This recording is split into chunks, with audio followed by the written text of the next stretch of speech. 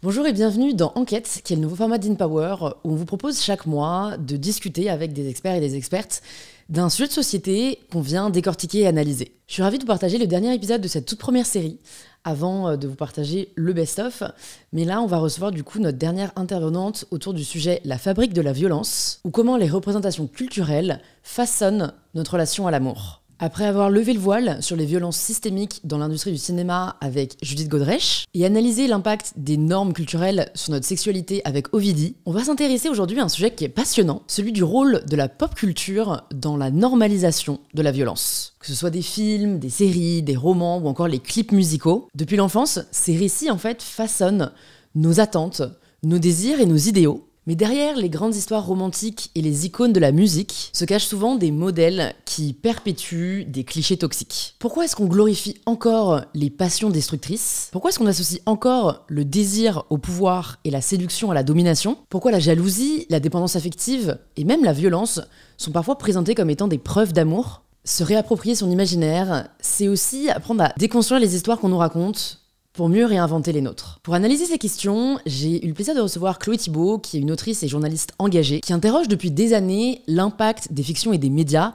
sur notre perception de l'amour et du couple. Un épisode pour ouvrir les yeux sur ce que l'on intériorise malgré nous et commencer à écrire de nouvelles histoires à notre image. Bienvenue dans le dernier volet de La fabrique de la violence. Chloé, bienvenue sur InPower.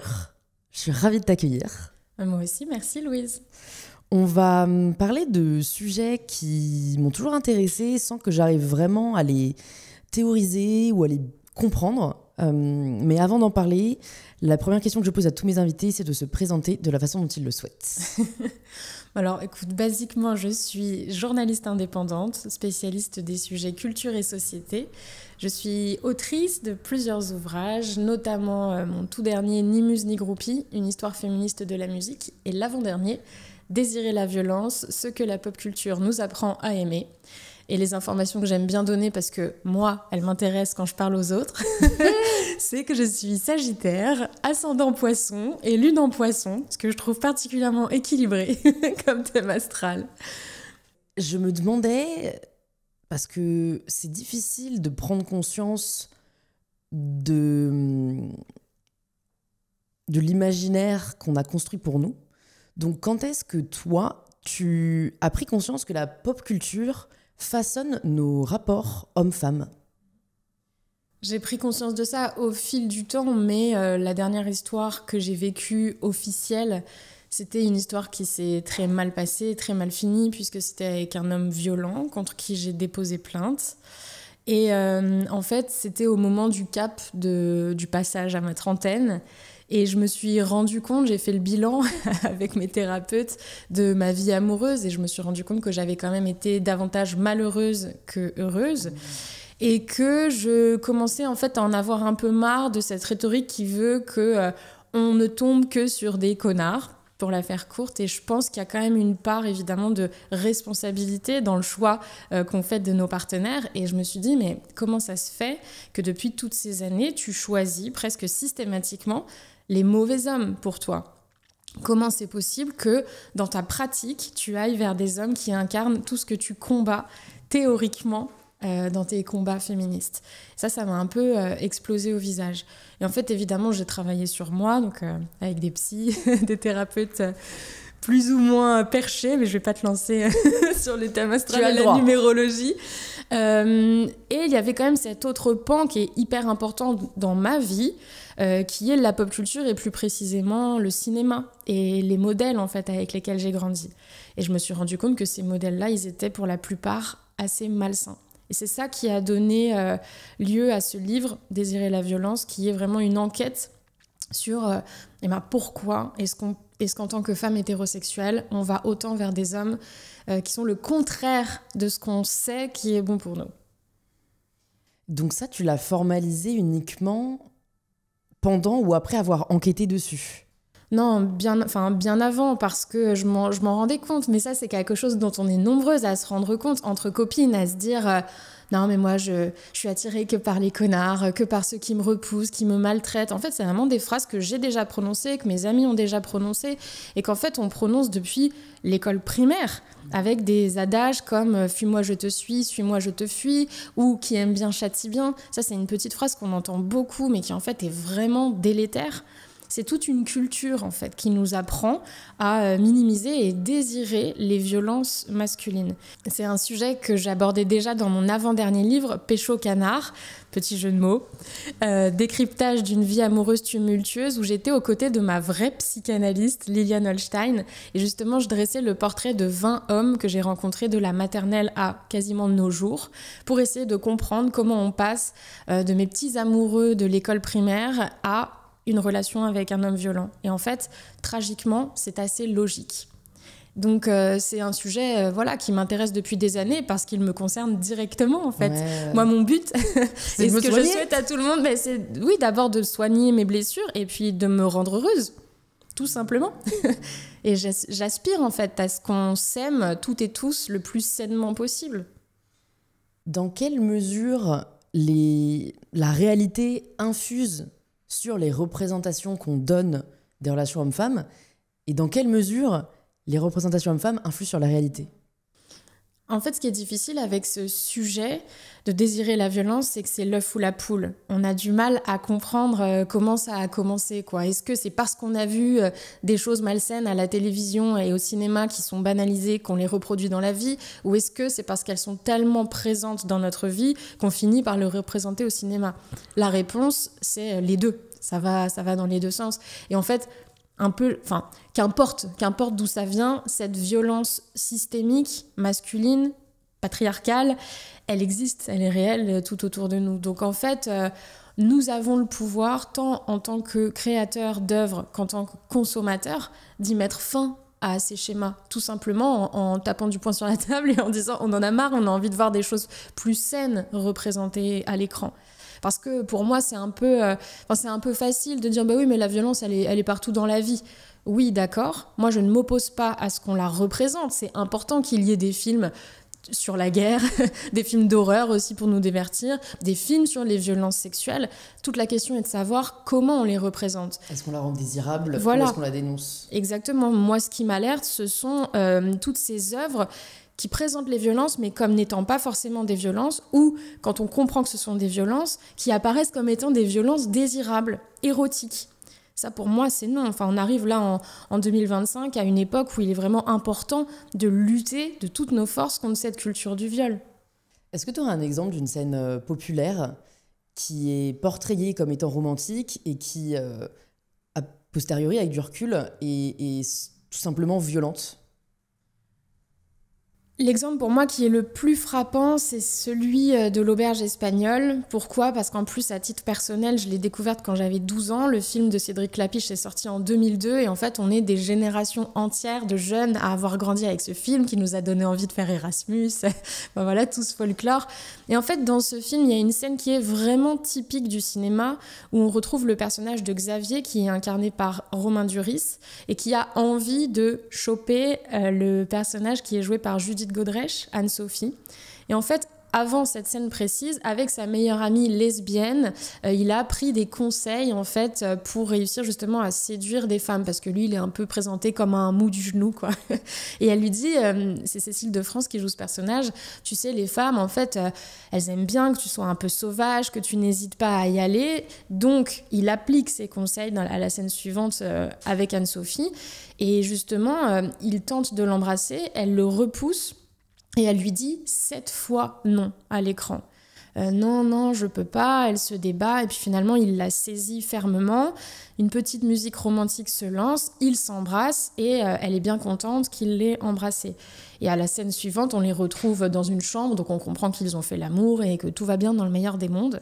Et ce qui donne vraiment des frissons, c'est que ensuite, Xavier débriefe avec sa meilleure amie et il lui dit cette phrase, il lui dit « Putain, je te jure, c'était trop bon, c'était comme dans les films. » Au début, elle disait « Non », et puis après « Oui ». Et en fait, c'est une mise en abîme qui est vraiment éclairante. Parce que le personnage nous dit « c'était comme dans les films ». C'est-à-dire que nous, en tant que spectateurs et spectatrices, on est en train de regarder un personnage de film qui nous dit qu'il a fait comme dans les films. Et la morale de l'histoire, c'est quoi ? C'est que pour vivre un baiser romantique, ça ne gêne pas que la personne en face de nous ait dit « cette fois, non ». Et ça, faut pas du tout le minimiser. Oui, je mets des guillemets, ce n'est qu'un baiser. Mais c'est le début, en fait. C'est le début des violences sexuelles et de l'acceptation d'une culture du viol plus large.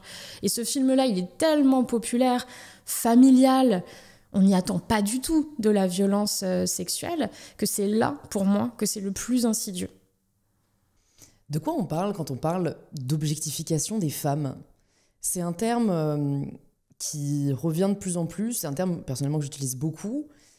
Je pense que certaines personnes ont encore du mal à appréhender sa signification.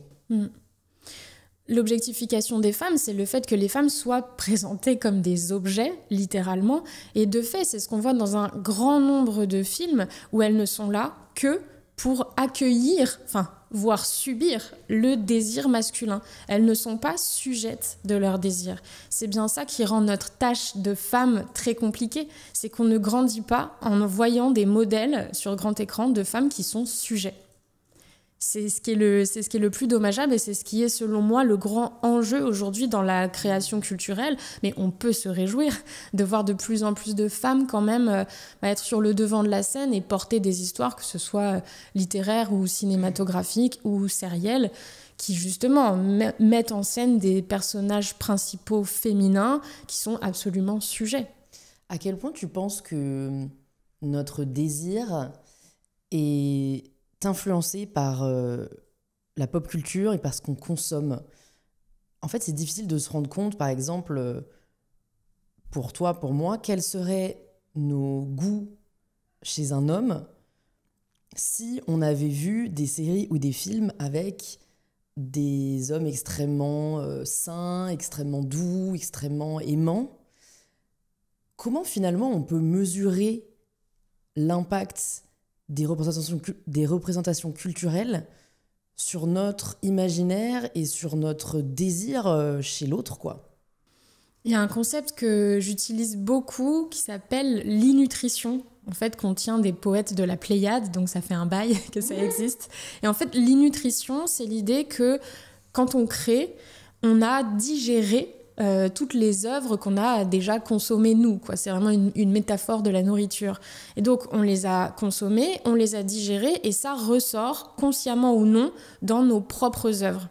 Et pour moi, si on part de ce concept de l'innutrition, nous sommes toutes et tous les scénaristes de notre propre vie amoureuse. Donc, pour les construire, pour les imaginer, on s'inspire de ce qu'on a vu autour de nous.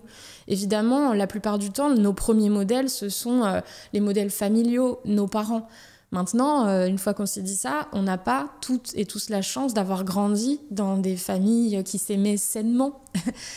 Moi, mes parents, c'était compliqué. Ils m'ont donné beaucoup d'amour, mais c'était justement une espèce d'amour entre eux, passionnel et souvent violent. Donc j'ai grandi avec l'idée que l'amour faisait mal.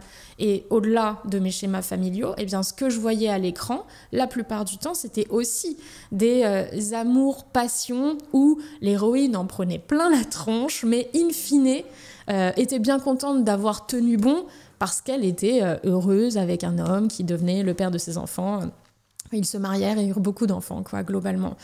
Donc, pour moi, c'est une évidence de se dire que nos désirs, nos fantasmes, nos imaginaires se construisent à partir de ce qu'on a autour de nous. Et là, je parle que du cinéma, je prends des références pop culture assez mainstream, mais évidemment, très vite, on en vient aussi à la question de la pornographie.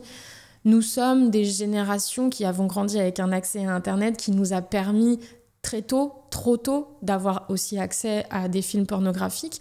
Et moi, mon imaginaire sexuel, je l'ai aussi construit à partir de ça, à partir de ces films-là. Donc quand tu mélanges des références de films où on présente des relations amoureuses archi-toxiques, romantisées, et à côté de ça, des violences sexuelles qui sont présentées comme désirables et érotiques dans la pornographie, le combo fait quand même très très mal. Et donc il faut avoir l'envie de déconstruire tout ça. et de changer pour aimer plus sainement et faire l'amour plus sainement aussi. Comment on fait si des personnes nous écoutent et se rendent compte qu'ils ou elles n'ont pas une vision saine de l'amour, qu'ils ont été victimes de cette désirabilité de la violence? Comment on fait? Parce que j'imagine que cette innutrition ne peut être tout simplement éliminée, elle fait partie de nous. Est-ce qu'il faut attendre de créer un nouvel imaginaire et finalement des années que ça va demander pour y arriver? Est-ce qu'il faut volontairement refuser de regarder certains films, de consommer certains contenus? Voilà, comment on fait? Parce que finalement, c'est assez difficile une fois qu'on a fait ce constat. C'est ça qui me tient le plus à cœur, c'est d'exprimer à quel point c'est difficile, la déconstruction. Parce que c'est un mot qu'on entend beaucoup, la déconstruction, dans les milieux féministes et militants. Et les anti-féministes ont l'impression que nous, on se réjouit en fait de faire tomber des idoles, des modèles, qu'on a envie de canceller à tout va. C'est pas du tout le cas. C'est pour ça que mon livre, je l'ai écrit aussi à la première personne, en expliquant à quel point moi, je ressens tout ce que je dénonce. C'est-à-dire que quand on se rend compte que tout ce qui nous a inspiré, tout ce qui nous a fait rêver depuis qu'on est petite, en fait, in fine, nous a fait du mal, c'est une vraie souffrance. Donc, ce qui compte pour moi d'abord, de dire aux gens, c'est qu'on n'est pas là pour se faire la morale. On a le droit de continuer à les regarder, ces films. On a le droit à continuer de rêver devant John Travolta dans Grease. Maintenant, ce qui me semble un peu relever du devoir à l'échelle de la société, c'est prendre conscience de ces schémas, avoir un regard critique sur les productions qui se déroulent sous nos yeux, pour aussi transmettre aux générations à venir que toute cette violence-là, non, elle n'est pas désirable et qu'il ne faut pas la banaliser. Donc d'abord, c'est une prise de conscience. Ensuite, c'est très intime, c'est propre à chacun et chacune. Est-ce que, sachant tout ça, m'étant rendu compte de tout ça, j'ai envie de continuer à consommer ces films? Bon, voilà, moi je suis pas là pour imposer quoi que ce soit aux gens. Mais ensuite, et ça je peux que te répondre avec le cœur et les tripes où j'en suis là, aujourd'hui, au moment où je te parle, c'est très difficile. Parce que j'ai le sentiment d'avoir tout déconstruit et de me trouver un peu face à un gouffre. Ok, maintenant que j'ai compris que je voulais plus de ces bad boys, maintenant que ces violences-là ne m'apparaissent plus que comme des violences, je désire quoi? Je fantasme sur qui? Et bien là, au moment où je te parle, j'ai pas encore la réponse. Parce qu'il m'arrive encore de me dire, ce type-là qui est gentil, qui est attentionné, je le trouve un peu gnangnan, ça me fait moins palpiter. En revanche, ce type-là qui me répond pas, qui m'a ghosté, purée, mon intérêt, il est quand même un peu plus, vif pour lui. Ça met du temps de se défaire de tout ça. Et une volonté vraiment consciente d'y arriver. Reconstruire, en effet, je pense que c'est la prochaine étape et ça ne pourra se faire que si on nous propose d'autres imaginaires. J'ai l'impression, oui, qu'il y a de plus en plus de séries qui se construisent dans cette logique. Je pense aux ados qui vont peut-être regarder Sex Education comme nous, on a regardé Gossip Girl. Et je me dis, c'est sûr que la désirabilité, elle n'est pas mise sur les mêmes qualités ou sur les mêmes représentations. Et je pense que ça peut faire une énorme différence. Mais voilà, là où moi, je suis inquiète, entre guillemets, c'est que, ok, pour la nouvelle génération, on est en train de changer l'imaginaire et le discours. Mais pour celles qui ont été victimes d'une représentation masculine très toxique, c'est difficile, je pense, de se séparer de ce qu'on a été amené à considérer comme désirable. Absolument, je suis d'accord avec tout ce que tu viens de dire. Maintenant, j'idéalise pas non plus le monde actuel, dans le sens où il se passe des choses merveilleuses. Il y a un vrai progrès quand même en termes de représentation dans les produits pour ados. Tu as cité Sex Education, moi j'aime bien citer Heartstopper, qui est vraiment pour moi une série trop mimi, inspirée, tirée d'une BD, mais qui en plus met en scène un couple de garçons, un homosexuel et un bisexuel, et voilà, qui ouvre vraiment le champ des possibles avec des personnages asexuels, transgenres. Donc ça, c'est merveilleux de voir une série comme ça pour les plus jeunes, quand nous, on a grandi avec American Pie, qui est juste mais sexiste, homophobe, transphobe évidemment, très blanc, voilà, vraiment l'anti Sex Education. Ça, je m'en réjouis. Maintenant, il se passe tout en même temps, mais c'est le reflet de la société où on a des générations de filles qui se déclarent de plus en plus féministes et des garçons qui malheureusement tendent vers le masculinisme. Donc tout se passe en même temps, à la fois ces séries progressistes, inclusives, merveilleuses, mais l'essor d'un genre comme la dark romance, surtout chez les plus jeunes, les jeunes ados, qui là ne se nourrit que de scénarios basés sur le kidnapping, la séquestration, le non-consentement, et ça c'est hyper alarmant, et ça se passe en même temps que Sex Education. Comment est-ce que le cinéma et là les représentations qu'on décrit finalement peuvent se rejoindre dans le fait que dans la musique, dans la littérature, dans l'art de manière générale, les femmes ont tendance à être représentées comme des objets plus que comme des sujets. Est-ce que toi qui as étudié la pop culture, tu vois un dénominateur commun et ou des spécificités à chacun de ces genres ? D'une manière générale, dans l'art, de toute façon, les femmes ont été invisibilisées, mais bien au-delà de l'art, dans tous les domaines de notre société. Mais c'est ce que je trouve assez heureux dans notre époque actuelle, c'est qu'on vit une époque de revisibilisation, de revalorisation des femmes qui ont marqué l'histoire avec un grand H, comme homme, avec un grand F. Donc ça c'est chouette. On leur redonne la place qu'elles méritent et qu'elles ont toujours occupée. Et en fait, ce que je décris dans Désirer la violence, ça vaut dans d'autres formes d'art où les femmes ont été objectifiées, on y revient, ont été objets et non sujets et non actrices. Côté peinture, par exemple, on voit des femmes à poil sur les œuvres, en long, en large, en sculpture aussi, et on oublie bien trop souvent qu'elles aussi, elles étaient derrière les toiles et elles sculptaient et elles peignaient. Parce que raconter ça, ça les intéresse peu, en fait, les hommes qui sont à la tête du milieu culturel. Au cinéma, c'est pareil. Il a fallu du temps pour qu'on comprenne que les femmes pouvaient aussi réaliser, produire, monter, filmer, enfin tout ça. Et côté musique, on en arrive assez vite au titre de mon nouveau livre qui est « Ni muse ni groupie ». Ce titre-là, pour moi, est très évocateur parce qu'il dit à quel point on a enfermé les femmes dans des rôles possibles sans leur permettre d'être des artistes à part entière. Donc soit des muses, c'est-à-dire celles qui inspirent, celles qui sont là, passives à côté des artistes, mais ne créent pas directement, ou des groupies. Donc celles qui admirent les artistes, ont envie de coucher avec eux, mais pareil, ne se placent pas du côté de la création. Et en fait, ça, voilà, ce sont des rôles qu'on peut très bien observer dans le domaine artistique, mais qu'on observe partout autour de nous. Comment tu te situes par rapport aux femmes et notamment aux chanteuses qui s'hypersexualisent, beaucoup en forme de réappropriation de leur pouvoir et de leur sexualité, mais peut-être aussi victimes finalement d'une industrie qui valorise et qui célèbre les femmes qui montent leur corps. C'est, je trouve, toujours assez difficile de se positionner ou de tenter d'analyser. Est-ce qu'on doit soutenir cette hypersexualisation ? Est-ce qu'on n'a rien à dire ? Est-ce que ça sert la cause féministe ? C'est une question qui est extrêmement difficile, mais je pense que la première étape pour te répondre, c'est de rappeler qu'en tout cas, mon féminisme se bat pour la liberté totale de toutes les femmes. Donc aussi bien celles qui veulent se couvrir que celles qui veulent être en culotte sur scène. Moi, je considère que ça m'est égal et que je n'ai pas à juger les femmes sur la façon dont elles décident de s'habiller ou non, se coiffer, se maquiller, s'épiler. Voilà.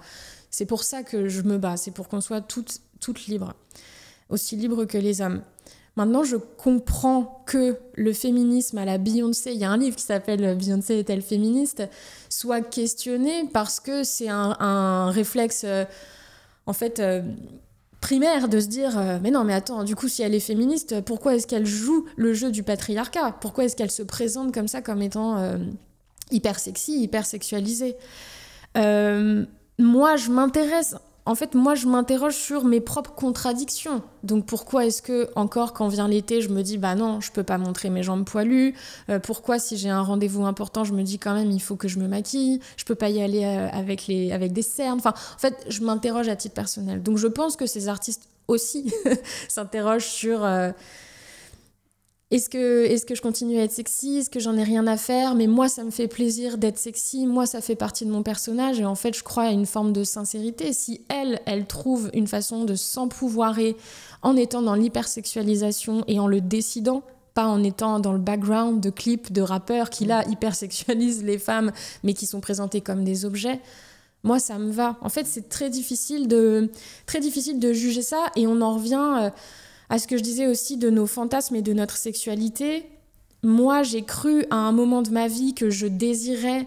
je suis obligée de donner des exemples, mais, parce qu'ils sont très fréquents, mais tout ce qui est gifle, fessé, avoir le cou serré, en fait, des actes comme ça qui sont assez violents, qui viennent de la pornographie, d'un imaginaire assez sombre. On est nombreuses à s'être senties libérées dans nos sexualités très sauvages, sans tabou. Je suis arrivée à un moment de ma réflexion où je me dis, si tu n'avais pas relationné avec des hommes, si tu n'avais pas vu tous ces schémas-là, est-ce que tu es vraiment sûre que tu aurais envie qu'on te serre le cou ou qu'on te mette des gifles ? Franchement, la réponse, elle est quasiment à 100% non. Donc, je pense, en effet, que l'hypersexualisation, ça reste en fait un résidu de ces schémas patriarcaux qu'on ingère depuis des siècles. Mais il va falloir beaucoup de temps pour qu'on s'en libère. Maintenant, je trouve ça hyper fort quand même de se dire, bah non, moi je continue à m'épiler, à me faire les ongles, à me laver les cheveux, à être hyper sexy parce que moi, ça me fait plaisir et ça me fait d'autant plus plaisir que mes copines meufs me disent « Waouh, t'es trop belle comme ça » et voilà, l'enjeu, c'est de se couper du regard masculin et du jugement masculin sur nous. Et de se faire plaisir en étant les plus belles. Comment tu arrives à savoir si tu t'analyses par le prisme du regard masculin ou par le prisme du regard féminin ? Tout simplement, ce sont des choses en fait que j'essaye d'observer dans ma vie quotidienne et maintenant auxquelles je fais attention. Et justement, c'est drôle parce que je me suis aperçue que parfois, si j'ai rendez-vous avec un homme, pas forcément un date, un rendez-vous avec un homme, aujourd'hui, il m'arrive de faire moins d'efforts que quand j'ai rendez-vous avec tel ou tel ami. Parce que justement, cette amie IE, je sais pas, comme elle va s'intéresser à la mode, que je vais toujours la trouver très, très stylée, très belle, pour elle, j'ai envie de faire un effort, qu'elle me trouve jolie aussi. Et j'en ai pris conscience récemment et ça m'a réjouie. Parce que je me suis dit, regarde, tu fais plus d'efforts pour aller voir une amie IE que pour un rendez-vous pro avec un homme. Donc ça m'a permis de me dire, tiens, j'ai progressé. Et aussi dans mon rapport aux hommes, tout simplement, là pareil, on en arrive à des choses assez intimes, mais j'ai complètement progressé sur les questions d'épilation, par exemple. Et ça, on en parle de plus en plus, mais la charge qu'on met dans les rendez-vous amoureux en tant que femme, de tout ce qu'on est censé faire avant, alors que eux, au mieux, ils prennent une douche, ça, j'ai énormément progressé. Maintenant, j'en parle avec des femmes autour de moi qui... Certaines considèrent ça impossible de coucher avec un homme alors qu'elles ne sont pas épilées. Et je respecte. En fait, le but, c'est qu'elles se sentent à l'aise avec leur corps. Donc, je n'ai pas à les juger. Mais je trouve que c'est vraiment sur des exemples comme ça du quotidien qu'on se dit, tiens, là, son regard à lui, il m'importe peu. Mais c'est très difficile. Parce qu'en fait, le regard masculin, c'est toujours et encore le regard qui prévaut dans notre société. Le male gaze. Comment est-ce qu'on peut produire de nouveaux récits qui ne reposent pas sur la dynamique de domination de l'homme sur la femme et sur son objectification ? En se creusant un peu les méninges. En fait, il y a aussi ça dans mon sujet, c'est qu'on se rend compte que c'est une industrie qui est souvent un peu paresseuse. Le cinéma, la littérature, la chanson. Parce qu'en fait, on reproduit indéfiniment ce qui marche déjà, quoi. On se rend compte que... y a un site que je cite dans mon bouquin qui s'appelle TV Tropes. Un trope, c'est un motif scénaristique récurrent qu'on retrouve à l'écran. Et en fait, il y en a mais des milliers. C'est... Enfin, par exemple, la rencontre au ralenti, le shut up kiss, ça c'est un truc que je cite, donc c'est-à-dire deux personnages qui sont en train de s'engueuler et l'un saute sur l'autre, en gros, ferme-la et je t'embrasse. En fait, des motifs comme ça, enemies to lovers, donc à chaque fois que des gens peuvent pas se saquer et finalement tombent amoureux, ou bien, d'ailleurs ça marche, enemies to friends, les deux filles rivales au lycée qui finalement deviennent les meilleures amies. En fait, tout ça sont des clichés qui polluent nos fictions, mais qui sont faciles en fait, qui sont super faciles. Donc il faut sortir de tout ça et réinventer des nouvelles histoires. Mais c'est un challenge parce que on se rend compte depuis des décennies que le bad boy, qui finalement est un petit animal blessé parce que sa mère lui a pas dit je t'aime, son père l'a abandonné, etc., ça marche, ça vient susciter en nous, femmes, surtout un syndrome de l'infirmière qui fait qu'on est dans l'empathie, qu'on a envie de le sauver. Donc voilà, l'archétype du bad boy, ça fonctionne, encore et toujours. La preuve avec un film comme L'amour ouf de Gilles Lelouch, qui cartonne et qui cartonne auprès des plus jeunes. Donc on n'en a pas fini de tous ces schémas. Il faut qu'on en sorte. Là, on traverse une époque, je trouve, dans la production culturelle et ciné, un peu, je mets des guillemets, mais didactique, dans le sens où on a besoin de réfléchir aux violences sexistes et sexuelles un peu premier degré, quoi. Donc on a vu pas mal de films qui parlent des violences conjugales aussi, et voilà, qui sont très durs. Je pense que dans quelques années, ça aura bougé et qu'on se posera peut-être plus la question de se dire « Attends, elle est saine ou pas cette histoire ?» Ce sera des histoires plus normales, mais qui continueront, je l'espère, à nous faire rêver, à nous faire fantasmer, sans qu'elles soient problématiques. Je me pose la question du fantastique et de la science-fiction dans tout ça. Dans le sens où on arrive bien à faire la différence. Enfin, en fait, je sais pas, je pense à quel point les rôles fantastiques, les films fantastiques, le genre fantastique pourraient représenter quelque chose de totalement différent. Pourquoi est-ce qu'on n'arrive pas à avoir ce même recul, cette même distance, quand ce sont des histoires avec des personnes qui nous ressemblent finalement? C'est peut-être ça la réponse d'ailleurs. Mais... oui, il y a un peu la réponse dans ta question, mais ta question elle est importante parce que c'est un argument qu'on m'oppose beaucoup depuis un an. Et c'est un peu le cliché de oui, moi, quand je regarde Spider-Man, je pense pas qu'après je peux passer de building en building en lançant des toiles d'araignée avec ma main. Oui, dans Twilight, c'est un vampire. Évidemment qu'on sait qu'on va pas rencontrer un vampire en cours de chimie. Oui. Ok, les amis, je suis d'accord avec vous, je sais faire la part des choses, je suis pas complètement zinzin. Le problème de ces films-là, c'est que justement, ils ne sont pas présentés comme étant de la science-fiction. C'est censé représenter des choses réalistes de notre vie, de nos vies quotidiennes, auxquelles on peut s'identifier. C'est bien là qu'est le danger. Et c'est pas un film qui va faire en sorte que vous l'avez regardé puis finalement vous vous mettez à être un homme violent. C'est une culture. Enfin, c'est vraiment ce qui s'appelle la culture du viol. Mais peut-être qu'il n'y a pas forcément un viol dans ce film-là, mais en tout cas la culture des violences. Et donc une culture, c'est l'ensemble des représentations, l'ensemble des comportements qui banalisent, minimisent, justifient, romantisent, érotisent, font rire des violences. Et là, en l'occurrence, des violences masculines. Donc, quand on a commencé, on va dire, notre éducation avec des histoires de princesses qui sont en train de dormir et qu'on embrasse évidemment sans leur consentement, qu'on traverse toutes ces années, qu'on passe par American Pie, qu'on passe par Gossip Girl, quelques James Bond où Sean Connery en fait s'apprête à violer des James Bond girls, des enemies to lovers, qu'on arrive à L'amour ouf. En fait, on se rend compte qu'on a absorbé beaucoup de scènes qui banalisent les violences. Et que, pour celles dont je fais partie, qui s'en sortent le moins bien, on a appris à les désirer. C'est culturel. Enfin, c'est vraiment, j'ai l'impression d'enfoncer une porte ouverte, mais quelque chose qui est culturel, c'est quand depuis tout petit, tu baignes dans un monde qui te dit, par exemple, les poils sur les femmes, c'est moche et c'est pas désirable. Tu le conscientises. En fait, pour toi, c'est ta croyance, en fait. Tu te dis, si j'ai des poils aux jambes, et partout d'ailleurs, je ne suis pas désirable pour les hommes. Je pense à la dynamique victime, bourreau, sauveur, qui finalement, est assez pertinente dans ce que j'ai pu observer autour de moi. On endosse souvent l'un de ces rôles. Dans quelle mesure c'est construit? Dans quelle mesure c'est naturel?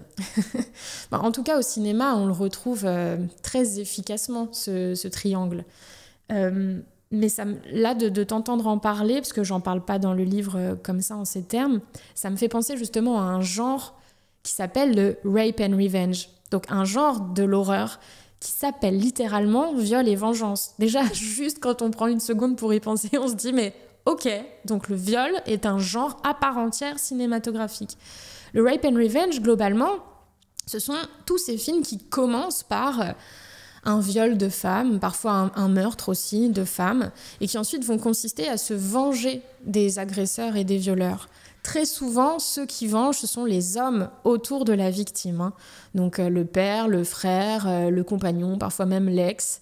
Donc c'est une affaire d'ego masculin et d'honneur bafoué, mais pas celui de la femme, celui de sa famille et celui des hommes. Parfois, souvent aussi, dans le rape and revenge, ce sont les femmes elles-mêmes ou les amis ou ensemble qui vont se venger de ces hommes-là.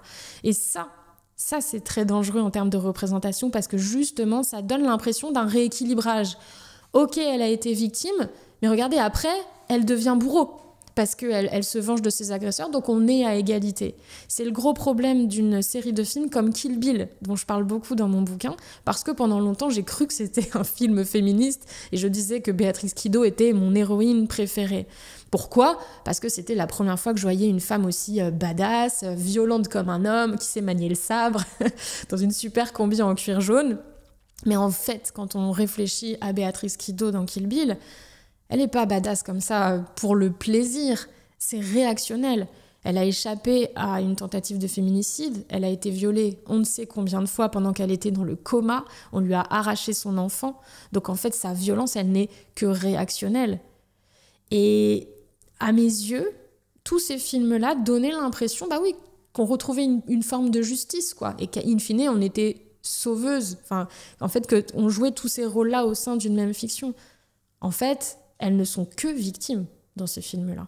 Et ça aussi, je trouve que c'est très dangereux parce qu'en plus, ça vient donner du grain, pas à moudre, mais à fantasmer aux hommes face au rape and revenge qui se disent « Ok, alors d'abord, c'est cool parce que quand même on a de la violence sexuelle envers les femmes et en plus c'est d'autant plus jouissif que ces femmes elles-mêmes se vengent. Donc ça peut rajouter même de l'excitation à cet endroit-là de la vengeance. » Enfin, aujourd'hui, ce genre, vraiment, j'ai de plus en plus de mal parce que la plupart du temps, au cinéma, les violences faites aux femmes donnent l'occasion de faire du spectacle. Et c'est là qu'on se rend compte qu'on se trompe complètement dans la façon de les représenter. Ça me fait penser, et ça va peut-être être, on va dire, controversé, mais le questionnement de sports comme le MMA. Parce que comme tu as parlé de spectacle et de violence, en fait, les deux mots ensemble me questionne sur le succès assez fou de deux hommes qui se tapent dessus. Ça existe pour les femmes ou pas ? Oh bah oui, bien sûr. Ah ouais, ok. Il y a des grandes championnes de MMA. Mais en fait, ça... C'est ça aussi, c'est en quelque sorte, le fait de rendre en spectacle la violence, c'est aussi la rendre désirable, non ? Mais ça existe depuis la nuit des temps, parce que si tu penses aux gladiateurs, c'était déjà ça. Enfin, voir des gens s'entretuer et en faire un spectacle... c'est vraiment la base de... Enfin, pas la base de l'humanité, mais ça existe depuis toujours. Et donc, ça questionne le côté culturel de la chose. Bah, bien sûr. Mais de toute façon... Oui, mais regarde, justement, bon, là, c'est pas d'homme à homme, c'est d'homme à animal, mais la corrida, par exemple. Pendant longtemps, voilà, ça a existé sans qu'on remette ça en question. Enfin, des violences, même des combats de chiens. Je pense aux combats de chiens qui sont interdits. Enfin, ça... Pendant longtemps, ça a été culturel et d'ailleurs, la corrida s'est défendue comme quelque chose qui appartient à un patrimoine culturel. Aujourd'hui, on le remet en question. Aujourd'hui, on n'imagine pas à Paris, voire, je sais pas, à Place de l'Hôtel de Ville, des combats entre des hommes. Pendant longtemps, je sais pas, on se disait, bah tiens, cool, on va aller voir les gladiateurs. C'est bien là qu'on voit que c'est culturel parce qu'on peut y mettre fin. Qu'est-ce que tu nous souhaites à nous autres auditrices de cet épisode pour les années à venir? Ben moi, tu sais, face à ce genre de questions, je suis très gnangnan, je suis très bisounours. T'as le droit. Moi, je nous souhaite d'abord de ne pas assister à un monde qui sombre de plus en plus dans la haine de l'autre, la misogynie et le masculinisme. Mais malheureusement, je te dis ça avec un peu la chair de poule parce que je crois que c'est ce qui nous attend. Donc je nous souhaite de nous unir toutes. Je pense que c'est vraiment le truc le plus important. On peut avoir des divergences d'opinion, mais je crois qu'on doit faire bloc entre femmes face à cette adversité masculine. Évidemment, je dis entre femmes, mais les hommes sont les bienvenus, hein, pour peu qu'ils soient sincères et de vrais alliés. Et donc, je nous souhaite d'arriver à, justement, nous aimer plus sainement, nous respecter, mais attention, dans le sens ne pas ouvrir nos portes à des hommes qui ne nous méritent pas. Parce que c'est bien ça le problème des représentations, c'est qu'en fait, comme on nous a appris qu'en gros, notre destin de femme ne valait que s'il se concluait par un amour hétérosexuel heureux, et bien parfois on oublie qu'il y a beaucoup d'autres manières pour nous de nous épanouir. Donc voilà, je nous souhaite de nous aimer nous, d'aimer nos amis IES autour, et si on fait une place à des hommes chouettes, et bien de nous aimer toutes et tous le plus sainement possible. Merci beaucoup Chloé. Merci à toi.